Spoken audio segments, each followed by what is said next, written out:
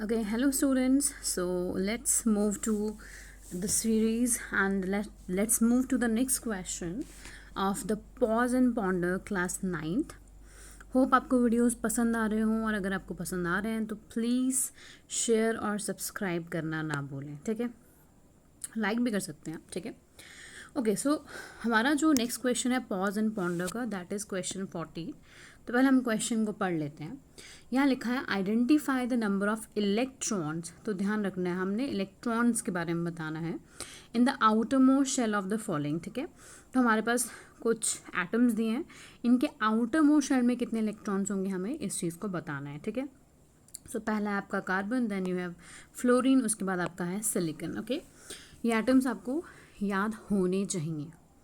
तो इसके लिए हमें पता होनी चाहिए एक एटम की इलेक्ट्रॉनिक कन्फिगरेशन क्या होता है, ठीक है। अब व्हाट इज़ इलेक्ट्रॉनिक कन्फिगरेशन तो मैं समझा देती हूँ थोड़ा सा। मान लीजिए कार्बन है, ठीक है। बोर का जो मॉडल था उन्होंने ये कहा था हमारा जो एटम है इट हैज़ ऑर्बिट्स, ठीक है। उन्होंने ये कहा, मान लो बीच में हमारा obviously there is a nucleus, जो सबसे पहला हमारा ऑर्बिट होता है उसको हम लोग क्या बोलते हैं, दैट इज़ योर के, ठीक है। जो नेक्स्ट ऑर्बिट है वो हो जाएगा आपका L, then we have next one that is your M, और उसके बाद वाला आ जाएगा आपका एन, ठीक है। सो ही कॉल्ड कि जो शेल्स है उनका नाम कुछ ऐसे होगा। और उन्होंने एक और चीज़ ये बोली थी, जो सबसे पहला शेल है उसमें कितने इलेक्ट्रॉन्स फिट आ सकते हैं, 2, देन इट्स 8, ठीक है। और ऐसे ही कितने इलेक्ट्रॉन्स के शेल में फिट आ सकते हैं वो हम 2n² फॉर्मूले से देखते हैं, ठीक है। बट फॉर दिस हम लोग क्या देखेंगे, पहले वाले शेल में 2 इलेक्ट्रॉन जाएंगे, फिर 8, 8 एंड 8 ही आने चाहिए, ठीक है। सो किसी भी एलिमेंट को स्टेबल होने के लिए उसके आउटर मोस्ट शेल में कितने इलेक्ट्रॉन्स होने चाहिए, देयर शुड बी 8 इलेक्ट्रॉन्स। ये आप लोगों ने याद रखना है, ठीक है। सो अगर हम कार्बन का आगे बनाना शुरू करें इलेक्ट्रॉनिक कन्फिगरेशन, तो उससे हमें क्या चीज़ समझ आती है। कार्बन का पहले तो आपको एटॉमिक नंबर पता होना चाहिए, ठीक है। अब एटॉमिक नंबर की ज़रूरत क्या है आपको, तो एटॉमिक नंबर की ज़रूरत ये है कि जितना उसका एटॉमिक नंबर होगा वही उसके पास क्या होंगे, प्रोटॉन्स, और उतने उसमें क्या होंगे, इलेक्ट्रॉन्स, ठीक है। सो कार्बन का जो हमारा एटॉमिक नंबर होता है, ठीक है, दैट इज़ योर 6। आपके पास ऑलरेडी दिया हुआ है, ठीक है। आपके कार्बन का एटॉमिक नंबर कितना हो जाएगा, वो होता है 6। तो अगर मैं बनाना शुरू करूँ कार्बन का एक एटम, ठीक है, तो ये हो गया आपका बिल्कुल बीच में न्यूक्लियस, ठीक है। सबसे पहला जो शेल है इसमें कितने इलेक्ट्रॉन चले जाएंगे, आप लिख दोगे 2 इलेक्ट्रॉन जाएंगे, ठीक है। देन आपका आ जाएगा नेक्स्ट शेल, ठीक है, क्योंकि 6 ही हैं टोटल, 6 में से 2 इलेक्ट्रॉन तो पहले वाले शेल में आ गए, तो बचे कितने आपके इलेक्ट्रॉन्स, 4। तो आपका जो दूसरा शेल है इसमें कितने इलेक्ट्रॉन जाएंगे, 4 इलेक्ट्रॉन जाएंगे, ठीक है। अब आपसे क्या बोला, आपने क्या बताना है, you have to identify the number of shells in outermost, number of electrons in outermost shell, ठीक है। जो आउटर शेल में इलेक्ट्रॉन होते हैं ना, इनको हम वैलेंस शेल भी बोलते हैं। और जो आपका सबसे आखिरी वाला जो शेल होता है उसको हम वैलेंस शेल भी बोल सकते हैं, ठीक है। तो हमने देखा अभी वैलेंस शेल में कितने इलेक्ट्रॉन्स है, 4, तो आपका आंसर कितना आ जाएगा, इट्स 4, ओके।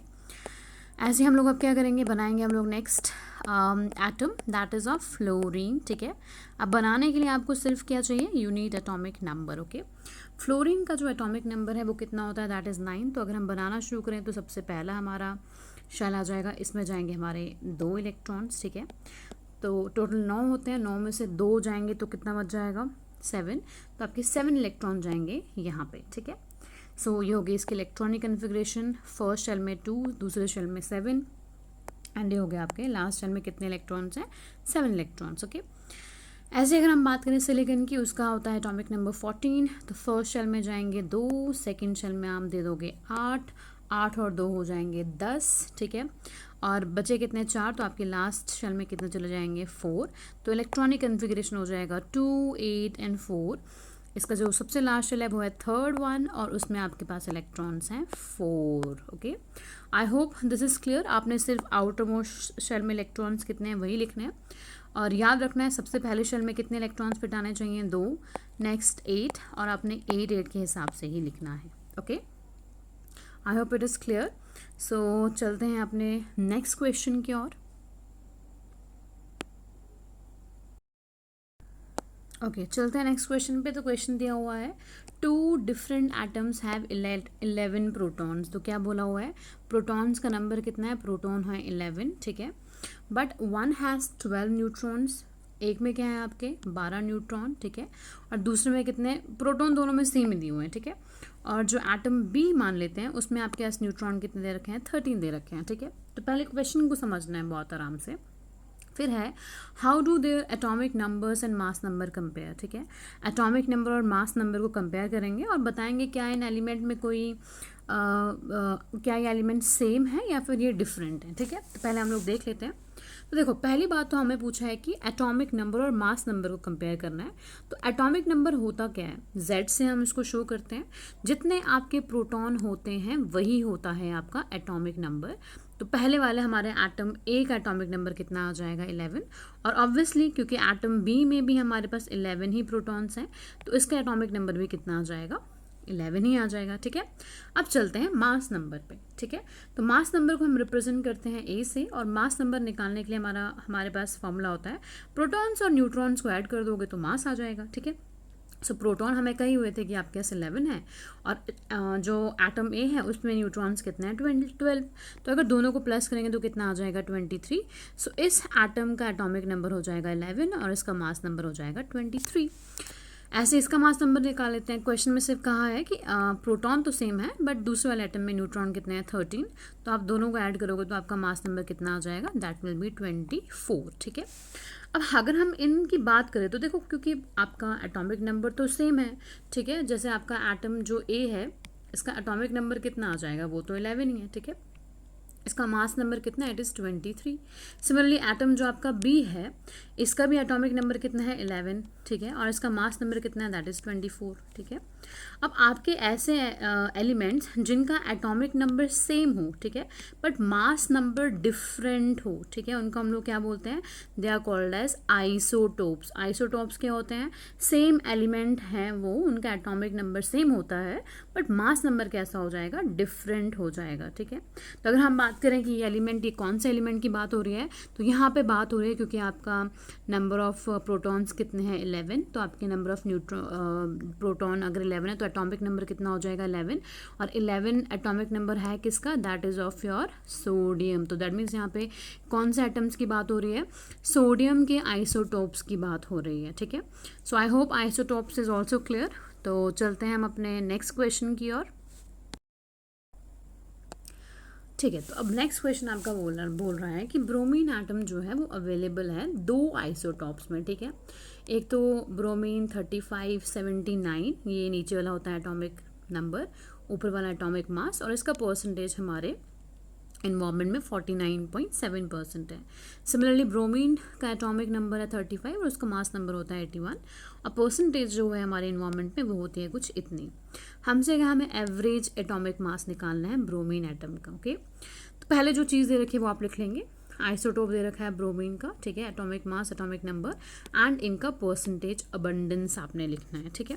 अब क्या करें, कैसे निकालें, तो आपके पास एवरेज एटॉमिक मास का एक फॉर्मूला होता है, you have to remember this formula. अब है क्या, जो आपका पहले आइसोटोप का मास था दिया हुआ है 79, ठीक है, इसको इनटू करना है इसकी परसेंटेज के साथ, सी परसेंटेज इज ऑल्सो गिवन, ठीक है। अब क्योंकि एवरेज मास है इसलिए हम मास ले रहे हैं, ओके। ऐसे आप लेंगे मास ऑफ सेकेंड आइसोटोप, जो आपका सेकेंड आइसोटोप है हम उसका मास लेंगे, ठीक है, और उसको भी मल्टीप्लाई करेंगे उसकी परसेंटेज के साथ कि वो इन्वायरमेंट में कितने परसेंटेज है, और इसको हम लोग डिवाइड कर देंगे किसके साथ, 100 के साथ, ओके। सो जैसे हमारा पहला जो ब्रोमीन का एटम था उसका एटॉमिक मास कितना था, 79, तो हमने लिखा यहाँ 79, इसका परसेंटेज था 49.7, तो हमने लिखा 49.7, प्लस किया आपका जो दूसरे एटम का एटॉमिक मास था 81, लिखा 81, एंड इसका परसेंटेज था 50.3, तो हमने वो भी लिखा, ओके। तो पहले आप इन दोनों को मल्टीप्लाई करेंगे, यू गेट 3936.3, फिर आप मल्टीप्लाई करेंगे इन दोनों को, आपको मिलेगा 40774.3, फिर इन दोनों को प्लस करके आप 100 से डिवाइड करेंगे तो पॉइंट यहाँ था वो 2 डिजिट और आगे शिफ्ट हो जाएगा। दैट मीन्स कि आपके पास जो एवरेज एटॉमिक मास आ जाएगा वो अप्रॉक्सीमेटली बराबर आ जाएगा 80.11, और किसी भी एटॉमिक नंबर किसी भी एटम का अगर हमें मास बताना हो तो हम लोग क्या लगाते हैं, यू, ठीक है, यू इज़ यूनिट, ओके। या यूनिफाइड मास हम इसको बोलते हैं। यही यूनिट हम लगाते हैं जब हम मास के बारे में बात करते हैं, तो इट इज़ यूनिफाइड मास। तो जब भी आप किसी का एटॉमिक मास लिखेंगे तो आप एंड में क्या लिखेंगे, यू लिखेंगे, ठीक है। सो हमारे ब्रोमीन का एवरेज एटॉमिक मास कितना आ जाएगा, 80.11। So you have to remember this formula. I hope this is clear. So let's move to our next question.